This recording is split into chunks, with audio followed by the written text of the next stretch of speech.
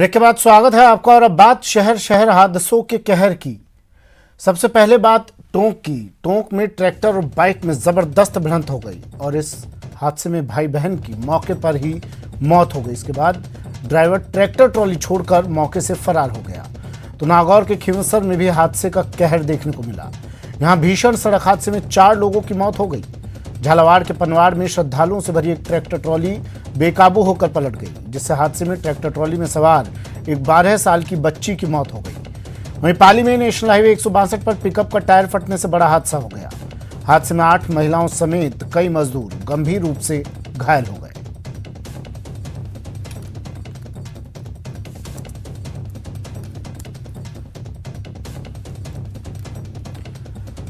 नागौर के खींवसर में भी हादसे का कहर देखने को मिला। यहां भीषण सड़क हादसे में 4 लोगों की मौत हो गई।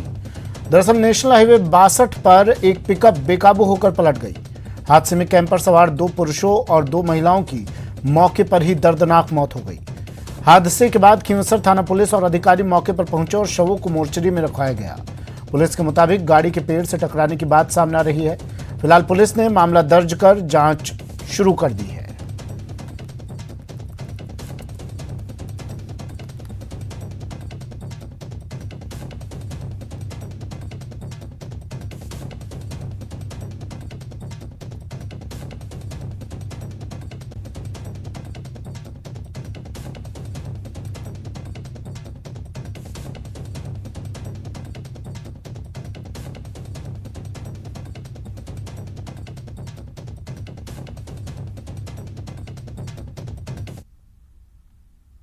ये सूचना मिली थी कि रात को 4 बजे एक गाड़ी कैंपर खेजड़ी से टकरा गई, जिससे 4 लोगों की मौके पर मौत हो गई और कुछ घायल है, जिस पे पुलिस पहुंची और आवश्यक कार्रवाई की।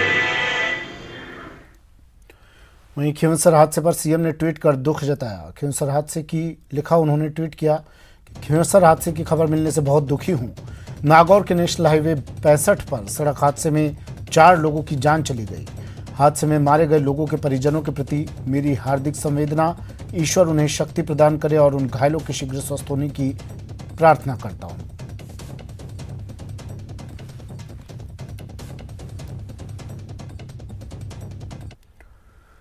खबर टोंक से। टोंक में ट्रैक्टर और बाइक की जबरदस्त भिड़ंत हो गई। इस हादसे में भाई बहन की मौके पर ही मौत हो गई, जबकि बच्चों के चाचा गंभीर रूप से घायल हो गए।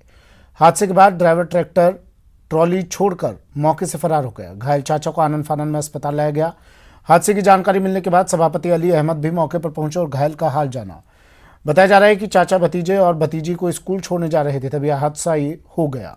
मरने वाले दोनों पुलिसकर्मी राजेश शर्मा के बच्चे हैं।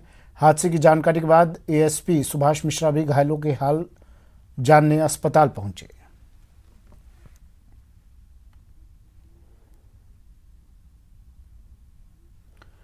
खबर पाली से, जहां नेशनल हाईवे 162 पर पिकअप का टायर फटने से बड़ा हादसा हो गया। हादसे में 8 महिला मजदूरों समेत कई और मजदूर गंभीर रूप से घायल हो गए। सभी घायल महिला मजदूरों को गंभीर हालत में राजकीय अस्पताल भेजा गया। वहीं सूचना मिलने पर सोजत सिटी थाना पुलिस मौके पर पहुंची, जिसके बाद हादसे में घायल महिलाओं के परिजनों को सूचना दी गई। फिलहाल घायलों का इलाज जारी है।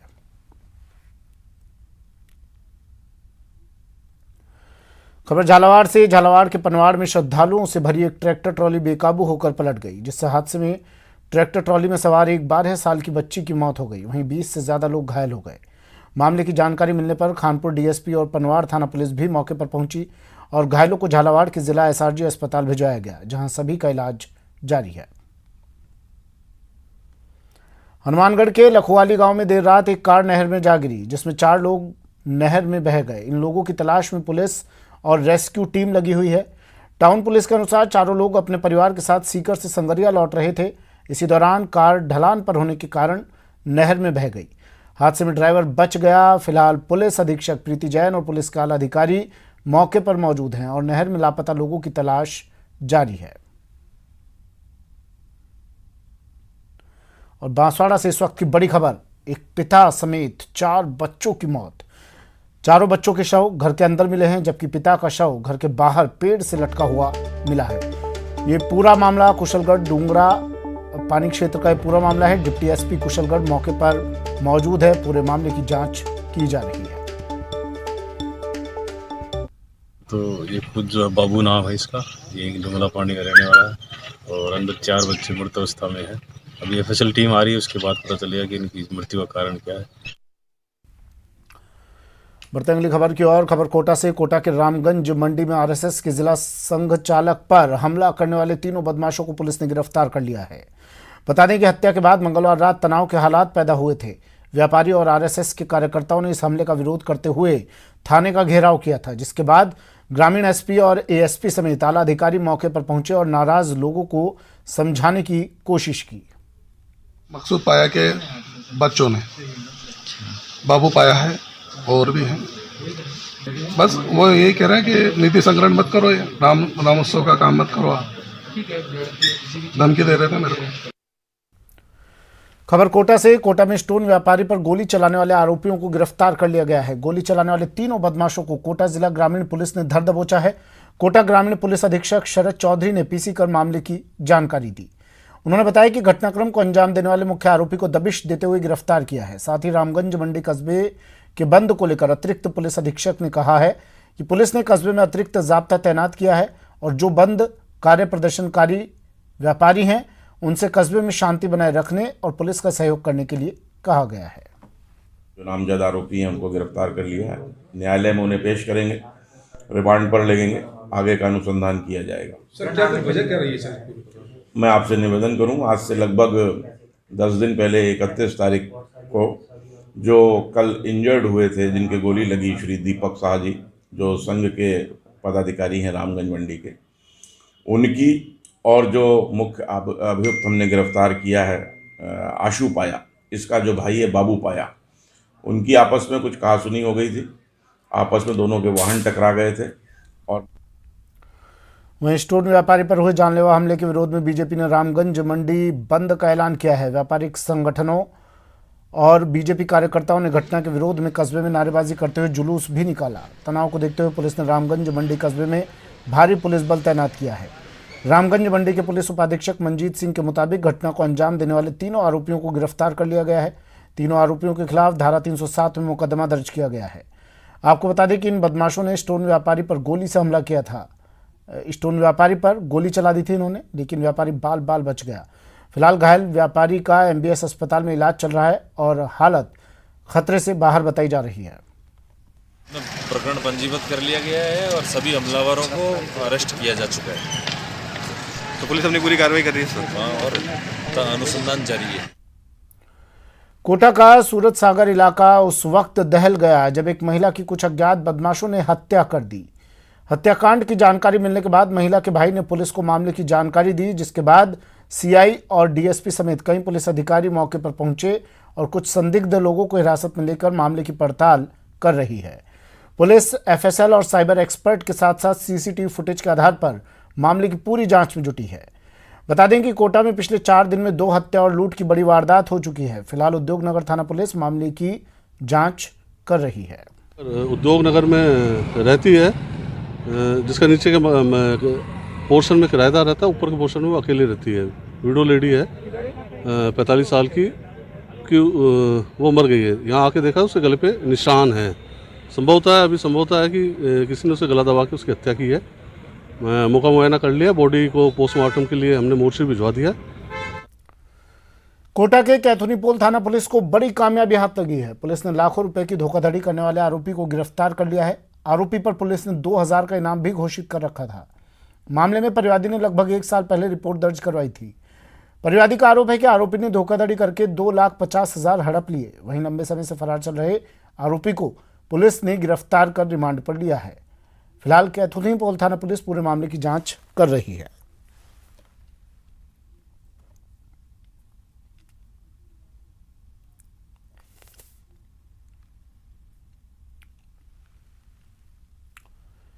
और बड़ी खबर, कार्य सलाहकार समिति की बैठक समाप्त। सदन में आगामी दिनों में होने वाले कामकाज हुए पर चर्चा हुई। 24 फरवरी को प्रदेश का बजट पेश होगा। गुरुवार से शनिवार तक अब सदन की बैठक होगी। 15 को राज्यपाल अभिभाषण पर सरकार की ओर से जवाब आएगा।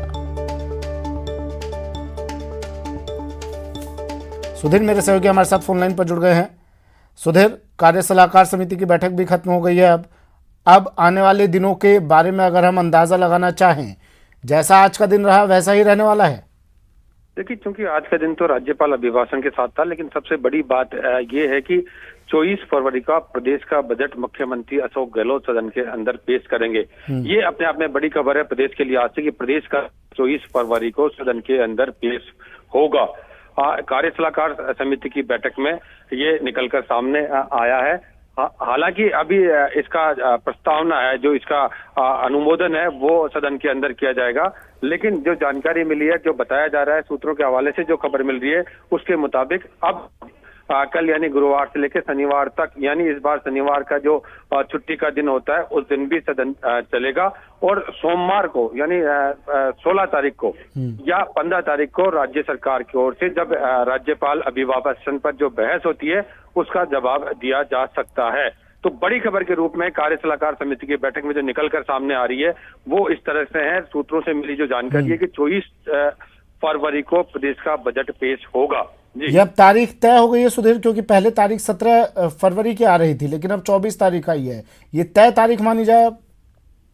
देखिए, बिल्कुल तय तारीख मानी जा सकती है, क्योंकि राज्यपाल अभिभाषण पर बहस और बहस की ओर से सरकार का जवाब, और उसके बहस में जो तैयारी करने के लिए सरकार को जितना वक्त चाहिए होता है, क्योंकि असल में जो केंद्र सरकार का जो बजट आया उसका रिफ्लेक्शन और क्या क्या स्टेट के ग्रांट्स आएगी, उन सब की पड़ताल करते करते कितना बजट के सेंट्रल से मिलने आएगा, उसी हिसाब से बजट की घोषणा तैयार की जाती है। जो बजट तैयार होता है उसी दृष्टिगत रखते हुए जो बजट जो पेश किया जाएगा वो 24 फरवरी को सुबह 11 बजे राजस्थान विधानसभा का बजट आएगा।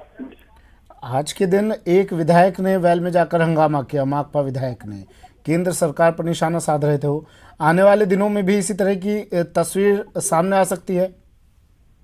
बिल्कुल, चूंकि एक तरफ से देखें तो केंद्र सरकार ने किसानों का जो बिल पास किया गया उसके पक्ष में अलग माहौल दिखेगा, तो राज्य सरकार क्योंकि यहाँ कांग्रेस की है इसलिए विपक्ष में वो माहौल दिखेगा। आज जो विधायक है बलवान पूनिया, राज्यपाल अभिभाषण के दौरान लगातार केंद्र के कृषि कानूनों का विरोध करते नजर आए, केंद्र सरकार के खिलाफ नारेबाजी करते आए, बिल के खिलाफ नारेबाजी करते रहे। उन्होंने एक बार ये भी कहा, राज्यपाल महोदय आप तो कुछ कहो, तब राज्यपाल महोदय ने बड़ी चुटकी लेते और सर दर्द से कहा कि मैं तो बोल ही रहा हूं भाई। तो ये बात भी सामने आई। तो दूसरी ओर जब बलवान पूनिया वेल में पहुंच गए। जी चलिए, शुक्रिया सुधीर तमाम जानकारी के लिए। बड़ी खबर है इस वक्त की, 24 फरवरी को होगा प्रदेश का बजट पेश। कार्य सलाहकार समिति की बैठक समाप्त हो गई है और इस बैठक से जो खबर निकलकर सामने आई बड़ी खबर के तौर पर, बड़ी खबर के रूप में, वो ये कि 24 फरवरी को प्रदेश का बजट पेश होगा। गुरुवार से शनिवार तक सदन की बैठक चल सकती है। 15 को राज्यपाल अभिभाषण पर सरकार की ओर से जवाब आएगा और 24 फरवरी को प्रदेश का बजट पेश होगा। बड़ी खबर। बढ़ते हैं अगली खबर की ओर। अजमेर के दरगाह थाना क्षेत्र में पुलिस को सैकड़ों की संख्या में कचरे के डिब्बे में पड़े हुए दस्तावेज मिले हैं। इनमें किसी शख्स का पैन कार्ड है तो किसी का आधार कार्ड शामिल है। बता दें कि दरगाह क्षेत्र में जायरीन या अन्य लोगों की जेब से पर्स निकालकर चोर के इन दस्तावेजों को कचरे में फेंक देते हैं। दरगाह क्षेत्र में आए दिन जेब काटने की घटनाएं सामने आती है। पुलिस ने सभी दस्तावेज बरामद करते हुए अपने पास रख ली है, जिसके बाद जिन लोगों के दस्तावेज हैं उनसे संपर्क कर उन्हें ये लौटाए जाएंगे। एक ब्रेक लेते हैं, जल्द हाजिर होंगे।